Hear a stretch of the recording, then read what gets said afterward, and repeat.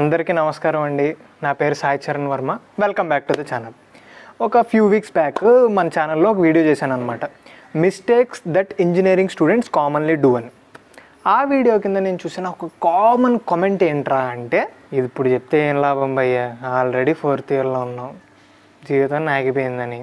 అలా దడ కామెంట్లు వచ్చినాయి అనమాట. సో ఏం చేయకూడదో చెప్పాను. ఇప్పుడు 4th ఇయర్లో ఏం చేయాలి, జాబ్ గురించి అన్నా, హైయర్ స్టడీస్ గురించి అన్నా, దేని గురించి అన్నా సరే, what are the things that you should do to have a bright career అనేది చెప్పాలనుకుంటున్నాను. ఇప్పుడు ప్రజెంట్ సినారియో ఎలా ఉందరా అంటే, ఇంజనీరింగ్లో సబ్జెక్టులు కంప్లీట్ చేసుకోవాలి, మంచి కట్ ఆఫ్ పర్సంటేజ్ పెట్టుకోవాలి, ప్లేస్మెంట్స్ అటెండ్ అవ్వాలి, జాబ్ తెచ్చుకోవాలి. లేదు ఈ జాబ్ అనేది ఇంట్రెస్ట్ లేకపోతే higher studies like MTech, MBA లేదా జిఆర్ఈలు, జీమాట్లు రాసి అబ్రాడ్ వెళ్ళాలి. ఇలా ఉంది సిచ్యువేషన్. సో వీటన్నిటి గురించి, ఇవి కరెక్ట్గా జరగాలి, మనం ప్లాన్ చేసుకున్నట్టు అవ్వాలి అంటే మనం చేయాల్సిన విషయాలు ఏంటి, ఆర్ ఫాలో అవ్వాల్సిన థింగ్స్ ఏంటి అనేది ఈరోజు చెప్పబోతున్నాం. ఇంకా లేట్ చేయకుండా వీడియోలోకి వెళ్ళిపోదాం. వీడియోలోకి వెళ్ళే ముందు మాత్రం మీరు ఛానల్కి కొత్తగా వస్తే ఒకసారి వేరే వీడియోలు కూడా చూడండి. నచ్చిందనుకోండి సబ్స్క్రైబ్ చేసుకోండి. అలాగే పక్కన ఉన్న గంట కూడా కొట్టేశారనుకోండి, మేము ఎలా వీడియో పెట్టగానే మీకు అలా బుడుగుమని నోటిఫికేషన్ వచ్చేస్తుంది.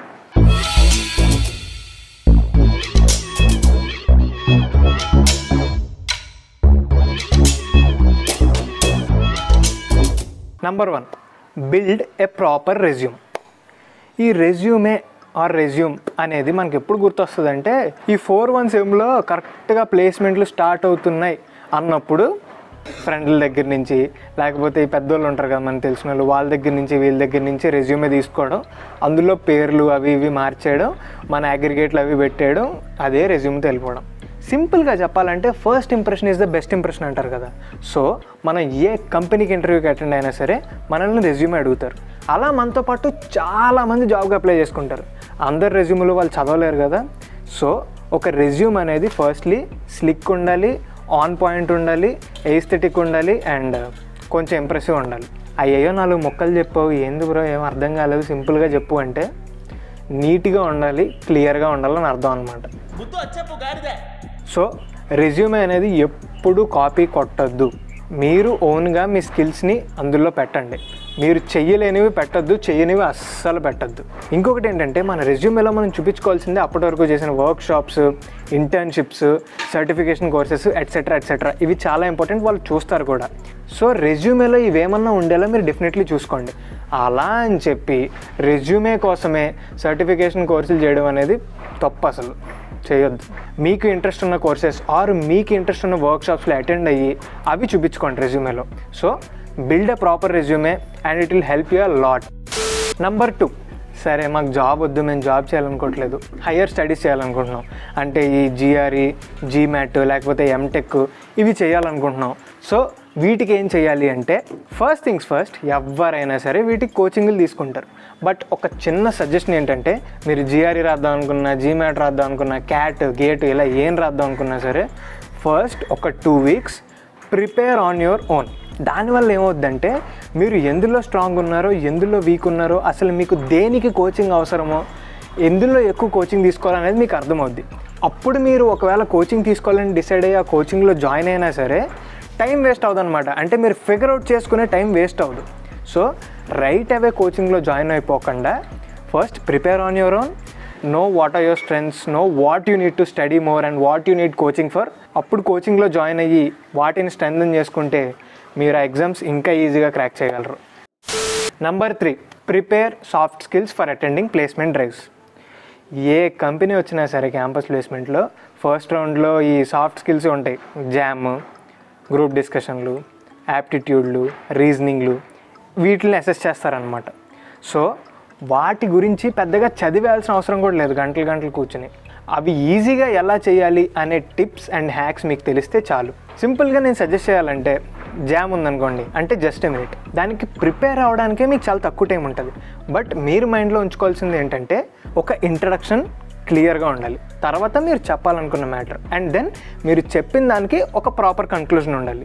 సో మీరు ఇలా ఒక స్ట్రక్చర్లో చేసుకుంటే మీరు ఎలా చెప్పినా సరే ఆర్ ఏం చెప్పినా సరే ఈ స్ట్రక్చర్ గురించి అన్న మీకు మంచి మార్కులు పడతాయి. నెక్స్ట్ గ్రూప్ డిస్కషన్ విషయానికి వస్తే, గ్రూప్ డిస్కషన్లో 10 మందిని కూర్చోబెడతారు. మీరు ఎంత ఇంట్రోవర్టెడ్ అయినా, మీరు ఏమైనా సరే గ్రూప్ డిస్కషన్లో మాట్లాడాలంటే అందరూ ఏమనుకుంటారంటే, ఎక్కువ మాట్లాడిన వాళ్ళకి ఎక్కువ మార్కులు వేస్తారు, ఆర్ ఎక్కువ పార్టిసిపేట్ చేయాలి, డిస్కషన్లో పాల్గొనాలి, you should have a point etcetera etcetera ఇలా ఉంటుంది, ఎక్కువ పార్టిసిపేట్ చేయాలని. కాకపోతే సింపుల్ విషయం ఏంటంటే ఒక 10 minutes గ్రూప్ డిస్కషన్లో మీరు 1 minute మాట్లాడినా సరే, or for that matter 40 seconds మాట్లాడినా సరే, if you have a valid point and support it will help you. So group డిస్కషన్లో ఎంత ఎక్కువ మాట్లాడాం అని కాదు కానీ ఎంత కరెక్ట్గా మాట్లాడాం అనేదే పాయింట్ అనమాట. ఇంక యాప్టిట్యూడ్ విషయానికి వస్తే సింపుల్గా చెప్పాలంటే ప్రాక్టీస్. మనం ప్రాక్టీస్ చేసే కొద్దీ మనం ఏ ప్రాబ్లమ్ అన్నా సరే తక్కువ టైంలో సాల్వ్ చేయగలుగుతాం. సో బేసికల్లీ ఇదంతా మన తెలివి మీదే డిపెండ్ అయి ఉంటుంది. బట్ ప్రాక్టీస్ చేయడం వల్ల వచ్చే ఒకే ఒక అడ్వాంటేజ్ ఏంట్రా అంటే మీరు ఒక్క క్వశ్చన్ సాల్వ్ చేసే టైంలో ప్రాక్టీస్ చేయడం వల్ల 2 questions సాల్వ్ చేయగలరు అంతే. Number 4, manage your cut off percentage. దీనికి పెద్ద హ్యాక్లు గీక్లు ఏం లేవు. సీదీ బాత్ చెప్పాలంటే 4th year వరకు వెయిట్ చేయకుండా మీరు 2nd yearలో ఉంటే 2nd year నుంచే, 3rd yearలో ఉంటే 3rd year నుంచే బ్యాక్లాగ్స్ క్లియర్ చేసుకుని పర్సంటేజ్లు మెయింటైన్ చేయడం స్టార్ట్ చేయండి. ఇది కేవలం 4th yearలో క్యాంపస్ ప్లేస్మెంట్లు కొట్టాలనుకున్న వాళ్ళ గురించే చెప్తున్నా. ఎందుకంటే చాలా కంపెనీలు వస్తాయి, వచ్చిన కంపెనీలన్నీ మినిమం 60 to 65 పెడతాయి, కొన్ని అయితే 70 కూడా పెడతా ఉంటాయి. దానికి మనం ఏమీ చేయలేము. సరే, అసలు కట్ ఆఫ్ పర్సంటేజ్ లేకపోతే ఏంటి పరిస్థితి అని నన్ను అడిగితే, not every company keeps cut offs right.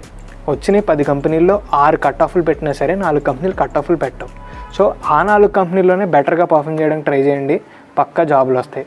సరే, అసలు కట్ ఆఫ్ లేదు, ప్లేస్మెంట్లు రావట్లేదు, నాకు ప్లేస్ అవ్వలేకపోతున్నాను, కూర్చోలేకపోతున్నా, ఏంటి పరిస్థితి అంటే, ఇంజనీరింగ్ అయిన తర్వాత నాకులాగే చాలామంది ఆఫ్ క్యాంపస్లు జాయిన్ అయిన వాళ్ళు ఉన్నారు.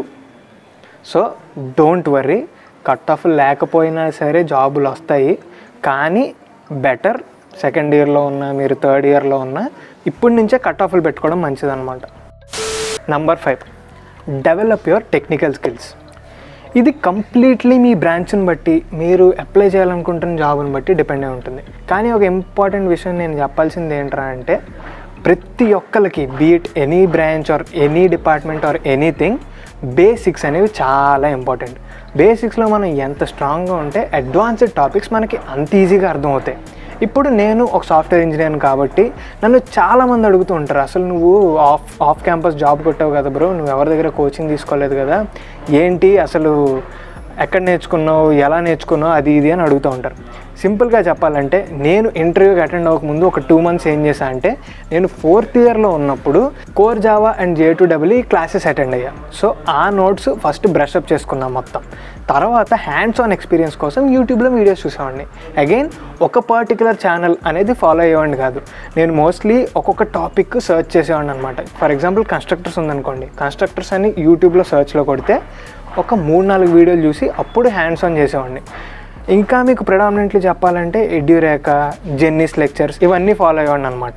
ఇదంతా కాదు, మనకి ఇంగ్లీషు ఇవన్నీ కాదు, తెలుగులో ఎవరన్నా ఉన్నారో చెప్పేటోళ్ళు, తెలుగులో బాగా అర్థమయ్యేలాగా ఈ జావా అండ్ అదర్ కాన్సెప్ట్స్ చెప్పేవాళ్ళు ఎవరన్నా ఉన్నారా, లేకపోతే నీకు ఏమైనా ఛానల్స్ తెలుసా అని మీరు నన్ను అడిగితే, రీసెంట్లీ నేను వరుణ్ శ్రీపాద్ అనే ఒక ఛానల్ చూశాను అనమాట. ఆ అబ్బాయిది చాలా చిన్న ఛానల్, రీసెంట్గానే పెట్టాడు, తక్కువ సబ్స్క్రైబర్స్ ఉన్నారు. బట్ రీసెంట్లీ తను నాకు మెయిల్ చేశాడు అనమాట, ఒకసారి నా ఛానల్ చూడండి ఎలా ఉందో చెప్పండి ఎట్సెట్రా అని. సో తన ఛానల్ చూసినప్పుడు, నేను అన్ని వీడియోస్ అండర్గో అయినప్పుడు నాకు అర్థమైంది ఏంటంటే, చాలా క్లియర్గా స్లిగ్గా చెప్తున్నాడు అనమాట, మన తెలుగులో మనకు అర్థమయ్యేలా. సో ఎవరైనా తెలుగులో జావా నేర్చుకుందాం అనుకుంటుంటే, వారు తెలుగు ఛానల్ గురించి చూస్తుంటే వరుణ్ శ్రీపాద్ అనే ఛానల్ ఉంది, మీకు డిస్క్రిప్షన్లో లింక్ ఇస్తాను, చూడండి, బాగున్నాయి వీడియోలు. So that is the video guys. Experienced people ఎవరైనా ఈ వీడియో చూస్తుంటే మీరు కూడా ఫాలో అయిన టిప్స్ అన్నీ కమెంట్స్లో పెట్టండి, ఇవి చాలామందికి హెల్ప్ అవుతాయి. ఆల్సో మీకు ఈ వీడియో నచ్చితే, ఇన్ఫర్మేటివ్గా ఉందనిపిస్తే please share it with a friend and help him also.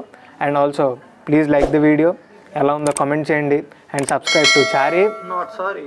Thank you so much. మళ్ళీ మంచి వీడియోతో కలుద్దాం. బాయ్.